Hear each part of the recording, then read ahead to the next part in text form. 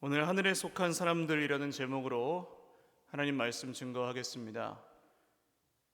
2017년 어떤 취업 알선 업체에서 조사한 결과인데요. 직장인들 508명을 대상으로 지금 직장에서 소속감을 얼마나 느끼고 있습니까? 라고 물었더니 44%가 전혀 느끼지 못한다고 대답했답니다. 예전에는 평생 직장이 있었는데 지금은 회사에 또 종사하는 사람도 그만큼 서로에게 충성하지 못한다는 거죠. 그리고 이 소속감을 느끼지 못하는 가장 큰 이유는 뭐냐? 41%가 마음이 맞는 동료가 없어서라고 대답했답니다. 그러니까 세상 사람들도 꼭 어떤 돈이나 형편이나 조건이나 이런 데서 회사에 소속되는 걸 결정하지 않고 가치 있는 사람들을 본다는 거죠.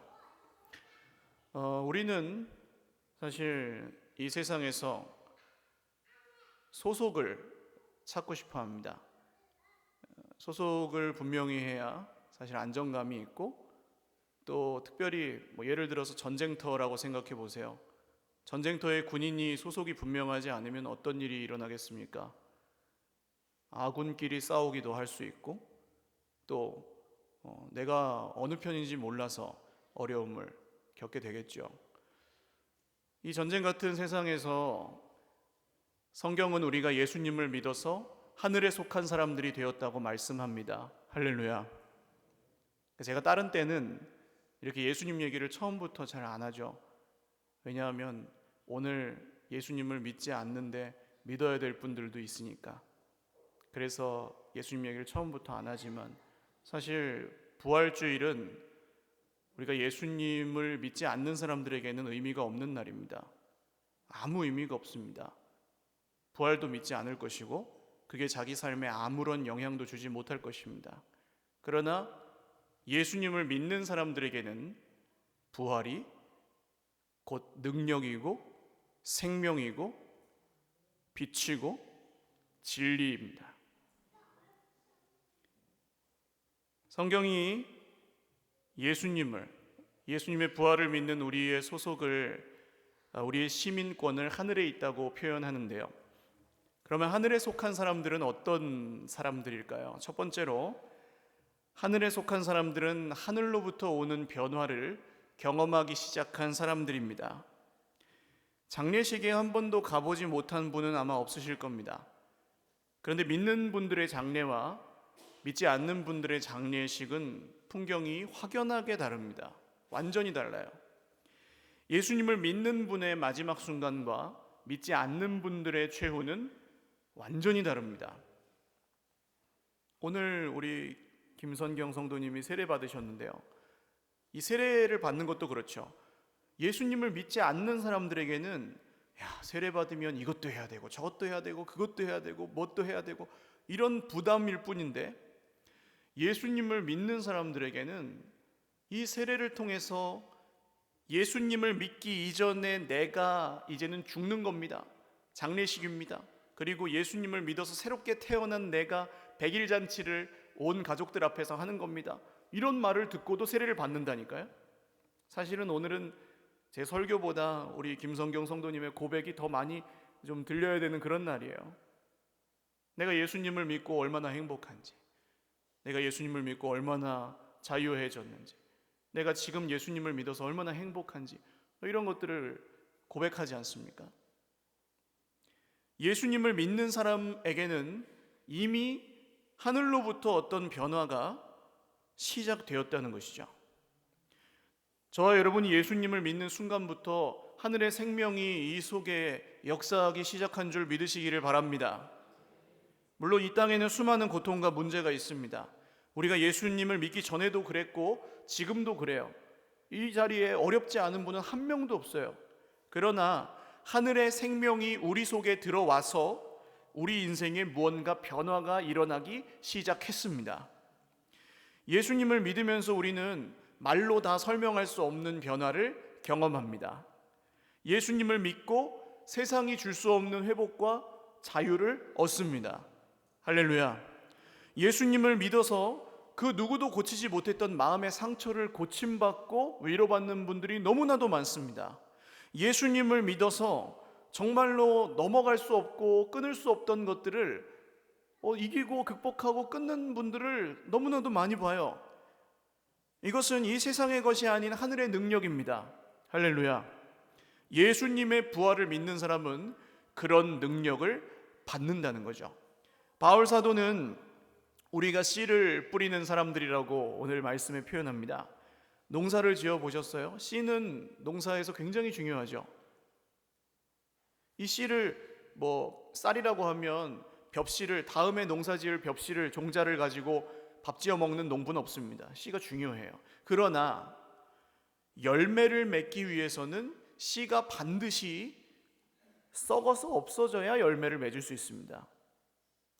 농부는 이걸 알기 때문에 씨가 땅에 떨어져서 썩어 없어져도 걱정하지 않습니다. 그러나 농사에 대해서 전혀 모르는 사람은 씨가 땅에 떨어져서 썩어 없어지면 씨가 아까워서 씨를 잃어버렸다고 큰일이 났다고 할 것입니다. 농부는 씨를 지키는 사람이 아니고 씨를 뿌려서 기다려서 열매를 거두는 사람이죠. 시간이 지나면 이 씨는 영광스러운 열매를 맺게 됩니다. 농부가 농사를 잘 짓건 잘 못 짓건 이 햇빛과 비를 내려주시는 하나님의 은혜를 따라서 반드시 열매를 맺게 돼요. 근데 그 영광은, 그 열매는 하늘에 속한 것입니다. 40절과 41절 말씀을 같이 읽어보겠습니다. 시작. 하늘에 속한 형체도 있고 땅에 속한 형체도 있으나 하늘에 속한 것의 영광이 따로 있고 땅에 속한 것의 영광이 따로 있으니 해의 영광이 다르고 달의 영광이 다르며 별의 영광도 다른데 별과 별의 영광이 다르도다. 아멘. 우리가 뿌리는 씨는 다 썩어 없어지는 것들입니다. 사실 우리가 지금 하고 있는 것들이나 가지고 있는 것들이나 그런 게 영원하다고 믿는 분은 아무도 없으실 겁니다. 그런데 그 열매는 예수님을 믿는 사람들에게는 모두 하늘에 속한 영광의 열매를 거두게 될 거라는 거예요. 그 영광은 해와 달과 별들의 영광이 다른 것처럼 다릅니다. 그냥 다른 것입니다. 각 사람이 비교할 수 없는, 그리고 비교할 필요도 없는 그런 영광의 열매들을 예수님을 믿는 사람들은 다 받게 된다는 거예요. 할렐루야. 우리는 이 말씀이 얼마나 우리에게 위로가 됩니까? 이 세상을 살아가면서 우리는 비교당하기 싫잖아요.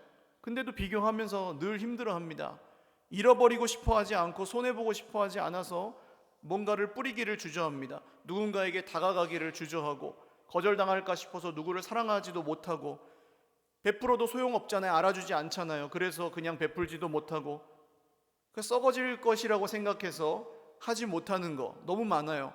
그런데 요한복음 12장 24절 말씀이 이렇게 이야기합니다. 같이 읽겠습니다. 시작. 내가 진실로 진실로 너희에게 이르노니 한 알의 밀이 땅에 떨어져 죽지 아니하면 한 알 그대로 있고 죽으면 많은 열매를 맺느니라. 아멘. 부활의 생명이 이 속에 들어간 사람, 하늘의 소망이 이 속에 있는 사람은 할 수 있게 된다는 거예요. 저 원리를 알기 때문에. 한 알의 밀이 땅에 떨어져 죽어야 많은 열매를 맺는 원리를 하늘의 생명이 이 속에 있는 사람들은 압니다. 그래서 사랑할 수 없는 사람들을 사랑하게 되는 것이고, 정말로 견딜 수 없는 고통을 견디게 되는 것이고, 이길 수 없는 문제를 이기게 되는 것이고, 버릴 수 없는 죄를 버리게 되는 것입니다. 씨를 잃어버려야 열매를 얻습니다. 땅에 속한 사람은 이 원리를 몰라서 변화가 없어요. 인생의 무거운 짐을 내려놓지 못합니다. 자기 스스로 주인 되어서 그 짐을 무겁게 지고 살아갑니다. 그런 사람들끼리 만나잖아요. 얘기하는 게 뭡니까? 누가 더 힘든가? 누가 더 무거운가? 누가 더 억울한가? 이런 거 얘기하면서 비교하잖아요. 비교해도 나아집니까? 그렇지 않죠. 그래서 오늘 이 말씀은 우리의 소망입니다. 42절에서 44절 같이 읽겠습니다. 시작. 죽은 자의 부활도 그와 같으니 썩을 것으로 심고 썩지 아니할 것으로 다시 살아나며, 욕된 것으로 심고 영광스러운 것으로 다시 살아나며, 약한 것으로 심고 강한 것으로 다시 살아나며, 육의 몸으로 심고 신령한 몸으로 다시 살아나나니 육의 몸이 있은즉 또 영의 몸도 있느니라. 아멘.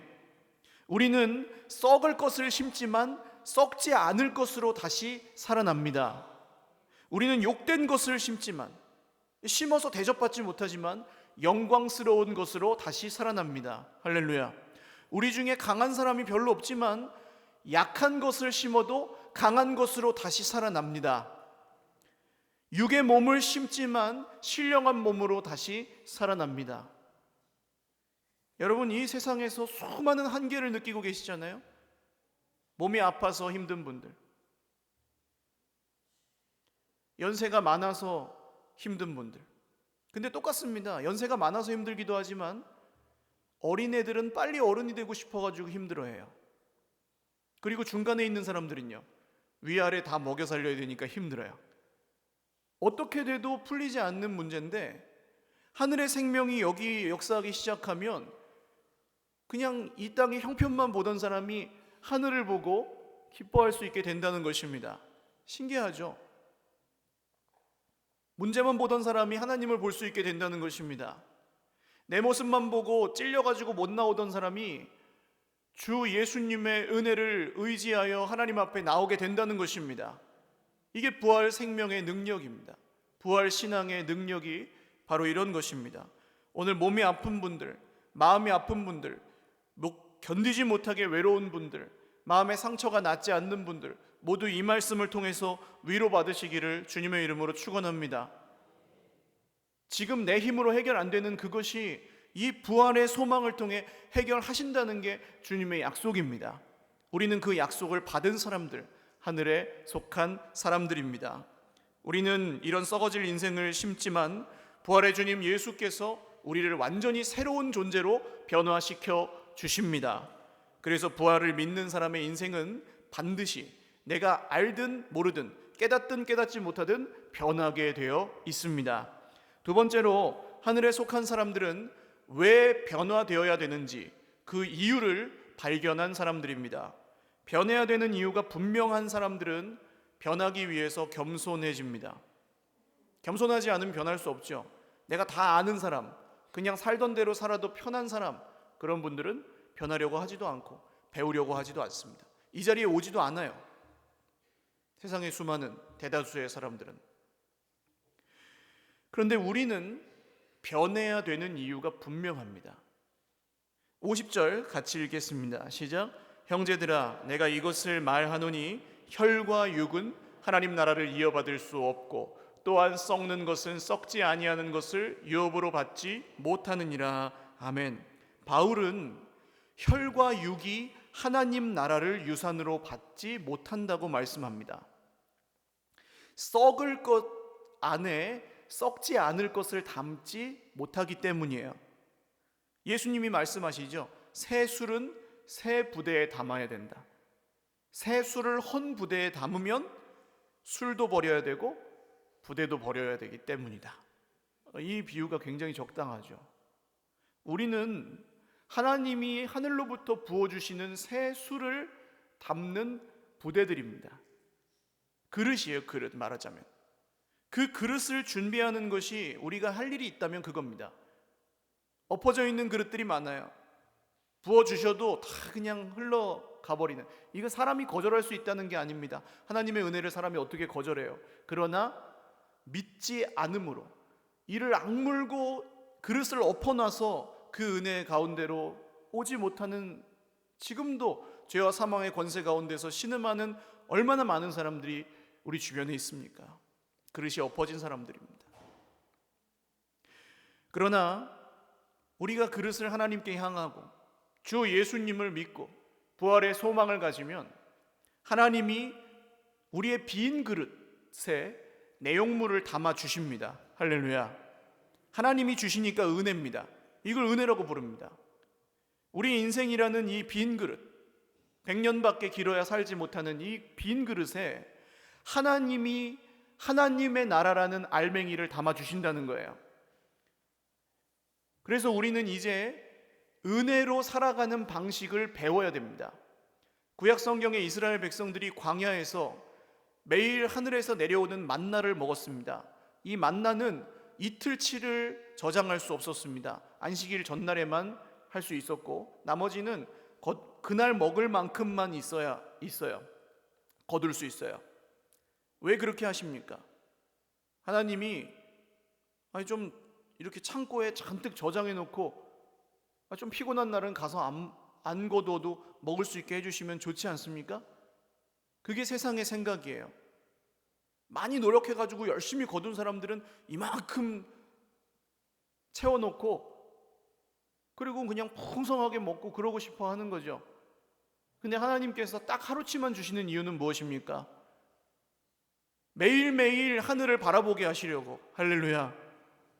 하나님은 오늘 우리에게 필요한 만큼 정확하게 은혜를 주십니다. 이 그릇, 빈 그릇 같은 우리 인생에 하나님이 주시고자 하는 만큼 주십니다. 그리고 그걸 믿는 사람들은 주신 만큼만 받아도 행복한 거예요. 할렐루야. 부활의 소망은 우리가 가진 사람이든 갖지 못한 사람이든 배운 사람이든 배우지 못한 사람이든 우리를 늘 기쁘게 하고 생명이 있게 합니다. 이게 부활의 능력이에요.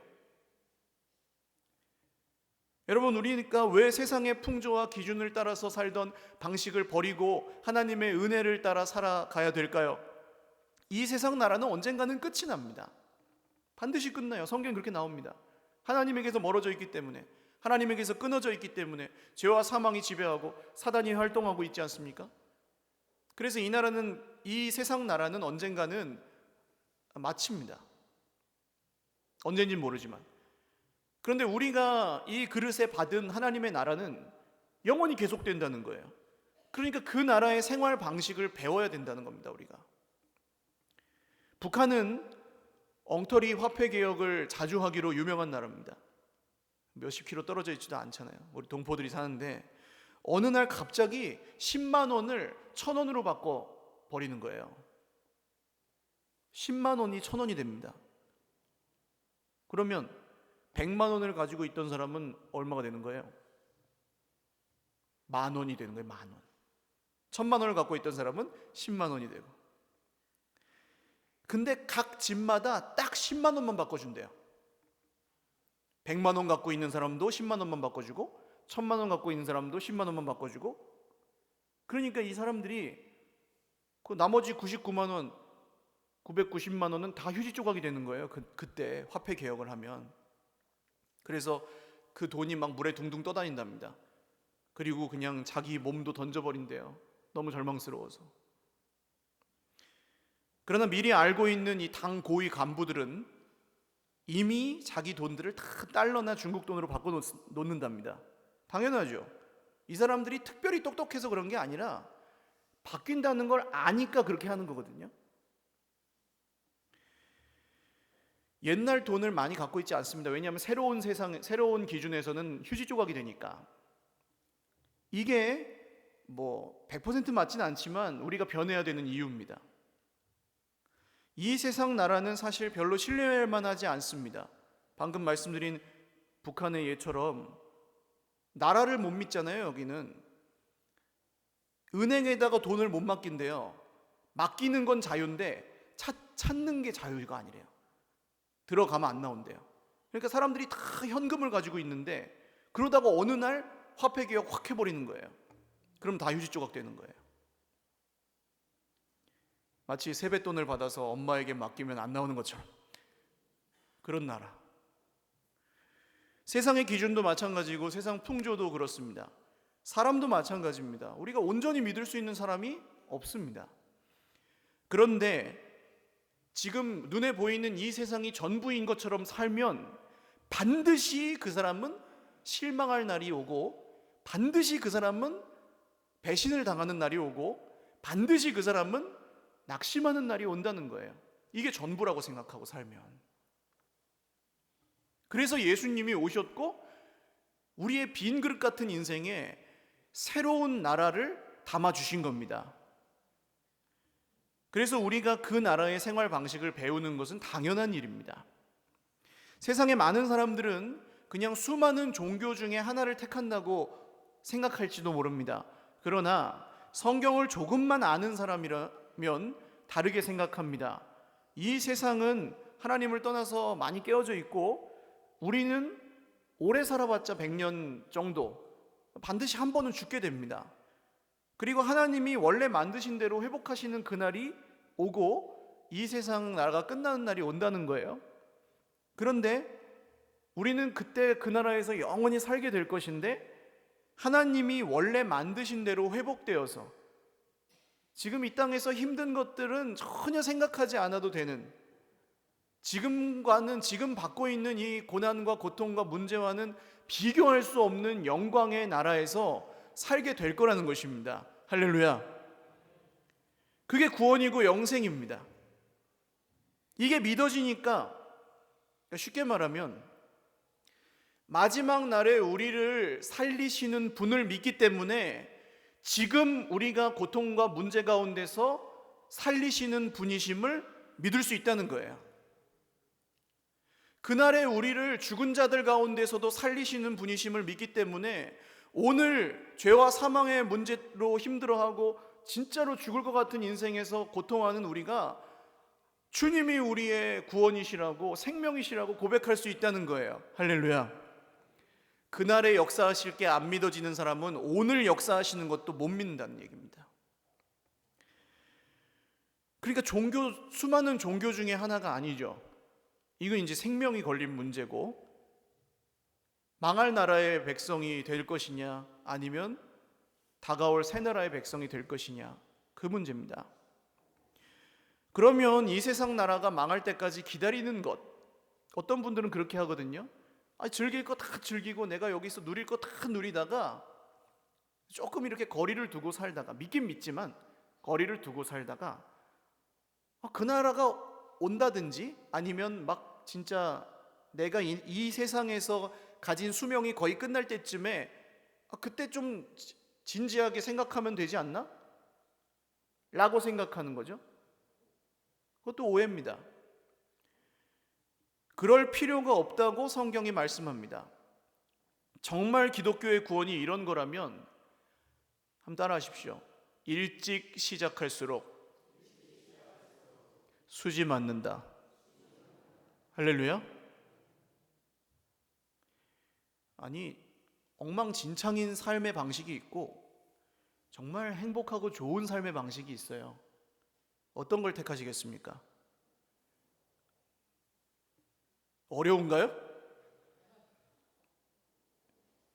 엉망진창인 생활 방식이 있고 행복한 생활 방식이 있어요. 어떤 걸 택하시겠어요?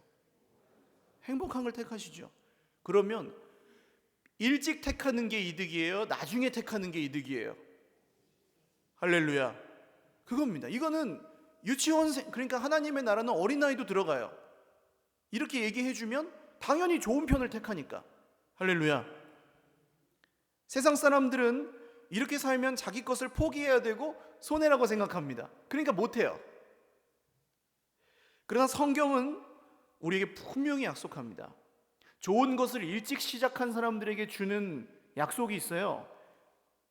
썩을 것을 심으면 썩지 않을 것으로 살아난다. 할렐루야.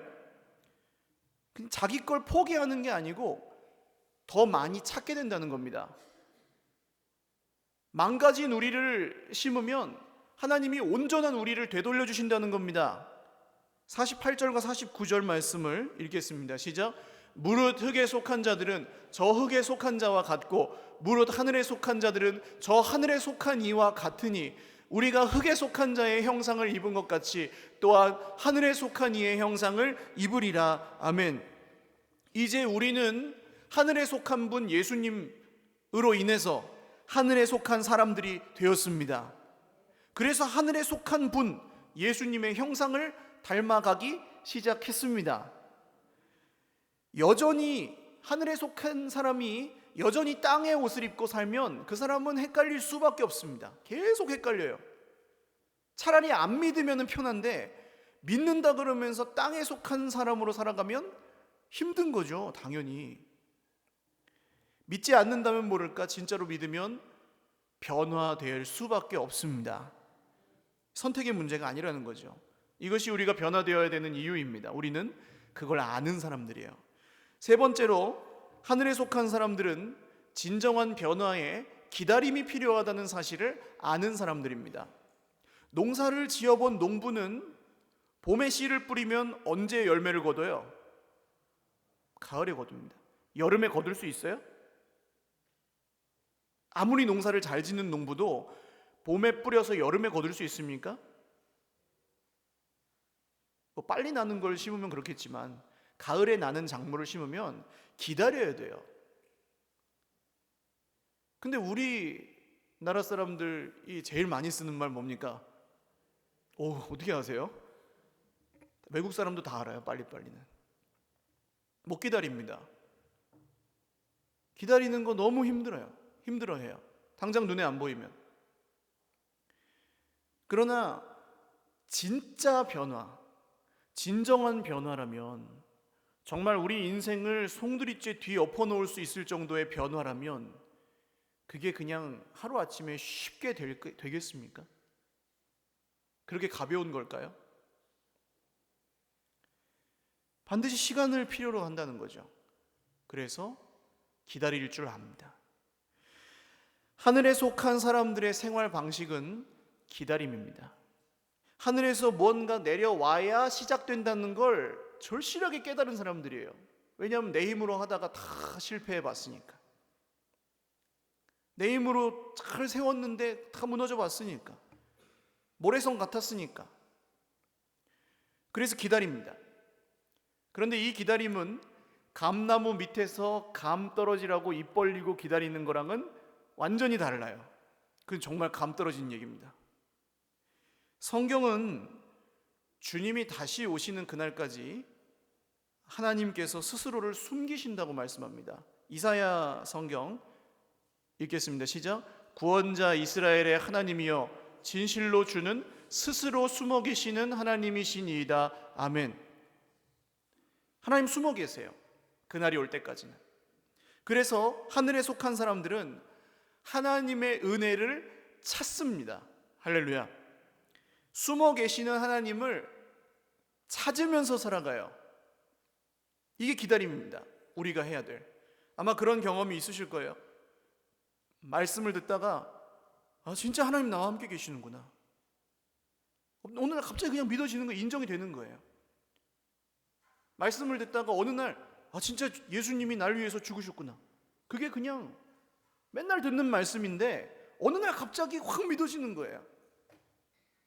어느 날 기도하다가 막 원망과 불평을 하나님 앞에 막 쏟아내다가 그게 나도 모르게 감사와 찬송으로 다 바뀐 거예요. 이런 거 우리가 경험하지 않습니까? 정말로 우리가 기대 안 하고 어떤 사람 만났는데 하나님이 그 사람의 한마디를 통해 내 인생 변화시키시는 거 우리 경험하지 않습니까? 근데 하늘에 속한 사람들은 그런 걸 찾으면서 살아요. 찾으면서 원해요. 그러기를. 하늘에 속하지 않은 사람들, 세상에 속한 사람들은요 원하지 않아요. 찾지 않아요. 엉뚱한 곳에서 엉뚱한 방법으로 찾지 하나님을 찾지 않습니다. 그게 차이입니다. 하나님의 은혜는 감 떨어지는 걸 받아먹는 그런 기다림이 아닙니다. 적극적으로 찾고 적극적으로 기다리는 것입니다. 그래서 수고와 인내가 반드시 우리에게 필요합니다. 근데 부활을 믿지 않는 사람은 인내할 수 없어요. 마지막에 어떻게 될지 모르니까 못 기다리는 겁니다. 지금 당장 뭘 해줘야지. 당장 무언가를 보여주지 않으면 못 참아요. 그래서 부활을 믿지 않는 신앙은 어쩔 수 없이 현세 기복적이 될 수밖에 없습니다. 지금 눈에 보이는 이 세상에서 복을 줘야 믿어요. 부활이 없으니까. 부활이 그 사람의 속에 역사하지 않으니까. 별로 큰 의미가 없으니까. 그래서 그래요. 이거는 어쩔 수 없는 거예요. 보이는 이 세상이 전부가 되니까 그냥 그 세상에서 복을 받는 게 목적이 되는 거예요, 신앙에. 그러나 부활의 능력과 하늘의 소망으로 가득한 사람은요, 이 세상이 아무리 전부라고 누가 대단한 사람이 와서 떠들어도 그 말에 흔들리지 않습니다. 이미 보았기 때문입니다. 이미 받았기 때문입니다. 누가 그걸 뺏어갈 수가 없어요. 하나님이 주셨으니까. 할렐루야. 하늘의 생명과 능력은 그런 것입니다. 썩지 않을 하나님의 나라가 이 썩어질 몸 가운데 역사하면 이 썩어질 몸이 썩지 않을 것으로 변화되는 줄 믿으시기를 바랍니다. 53절부터 55절 같이 읽겠습니다. 시작. 이 썩을 것이 반드시 썩지 아니할 것을 입겠고 이 죽을 것이 죽지 아니함을 입으리로다. 이 썩을 것이 썩지 아니함을 입고 이 죽을 것이 죽지 아니함을 입을 때에는 사망을 삼키고 이기리라고 기록된 말씀이 이루어지리라. 사망아 너의 승리가 어디 있느냐? 사망아 내가 쏘는 곳이 어디 있느냐? 아멘. 바울은 마지막 날에 우리가 이렇게 변화된다고 말씀합니다. 이 시대는 죽음이 지배합니다. 길어야 100년이에요. 그리고 죽음은 모든 사람에게 절망입니다. 근데 죽음을 향해서 선포합니다. 너의 승리가 어디 있느냐? 네가 쏘는 독침이 어디 있느냐? 하늘의 생명이 이 속에 역사하면 이렇게 선포할 수 있게 된다는 거예요. 근데 사실 이 변화가 마지막 날에 시작되는 게 아니고 이미 시작되었습니다. 우리가 부활의 주님을 믿으면 우리 인생에는 아주 불가사의한 일이 일어나죠. 도저히 이길 수 없던 죄를 이기는 일들이 점점 많아집니다. 도저히 씻을 수 없던 마음의 상처가 나았습니다. 도저히 극복할 수 없던 문제가 더 이상 문제로 느껴지지 않을 때가 있습니다. 나도 어찌할 수 없던 이 마음이 평안을 찾습니다. 할렐루야. 죄와 사망의 권세가 떠나가고 육신의 건강을 얻습니다. 마음의 평안을 얻습니다. 하나님을 자꾸 사랑하게 되고 형제들을 자꾸 사랑하고 싶은 마음이 듭니다. 자기 자신을 돌보고 더 좋은 사람이 되어 갑니다. 말씀을 듣고 싶어 합니다. 기도하고 싶어 합니다. 예배 드리고 싶어 합니다. 할렐루야. 그래서 여기 오셨잖아요. 요새 누가 시킨다고 합니까? 하나님이 이렇게 말씀하시니 그런다고 듣습니까? 뭔가 그 이상의 것이 여기서 움직이고 있기 때문에 여기 오신 거거든요. 우리는 이미 이런 변화를 경험하고 있습니다. 성경의 진리는 진짜로 사모하고 기다리는 사람에게 지금 주신다는 겁니다. 할렐루야. 그날에 주시는 게 아니고 진짜로 기다리면 지금 주신다는 거예요. 할렐루야. 한번 따라 하시죠. 진짜로 기다리면 지금 주신다. 물론 기다리면 어렵습니다. 그러나 우리가 기다릴 수 있는 이유가 있어요. 57절과 58절 같이 읽겠습니다. 시작. 우리 주 예수 그리스도로 말미암아 우리에게 승리를 주시는 하나님께 감사하노니 그러므로 내 사랑하는 형제들아 견실하며 흔들리지 말고 항상 주의 일에 더욱 힘쓰는 자들이 되라. 이는 너희 수고가 주 안에서 헛되지 않은 줄 알미라. 아멘. 우리가 이렇게 기다릴 수 있는 이유, 이렇게 수고할 수 있는 이유는 하나님이 주 예수 그리스도로 말미암아 우리에게 승리를 주셨기 때문입니다. 오직 주 예수 그리스도를 통하여 우리에게 승리를 주고 계시기 때문입니다. 오직 주 예수님을 통하여 우리에게 승리를 주실 것이기 때문입니다. 견실하며 흔들리지 말고 항상 주의 일에 더욱 힘쓰는 사람들이 되십시오. 그 이유는 우리의 수고가 주 안에서 헛되지 않기 때문입니다. 세상 사람들이 알아주지 않는다고 실망하지 마십시오. 주 안에서 헛되지 않습니다. 누가 칭찬해 주지 않는다고 힘들어하지 마십시오. 주 안에서 헛되지 않습니다. 돌아오지 않는다고 해서 힘들어하지 마십시오. 주 안에서 헛되지 않습니다. 손해본다고 해서 힘들어하지 마십시오. 주 안에서 헛되지 않습니다. 이 부활의 생명과 능력이 오늘 부활주일과 앞으로의 평생에 저와 여러분의 능력이 되시기를 주님의 이름으로 축원합니다.